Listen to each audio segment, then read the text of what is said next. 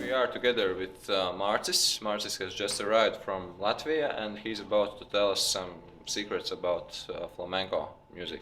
Hello, Marcis. Hola chicas and chicos.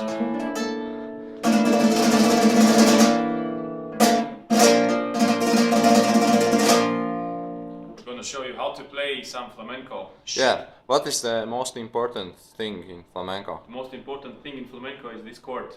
This Here. chord. Yeah, so if you know this chord, you can play flamenco. Basically, yes. Yes. Some musical terms, like maybe what do you use in flamenco? I don't know, diminuendo, crescendo, something like that. Mostly I use this chord here. Yes, okay.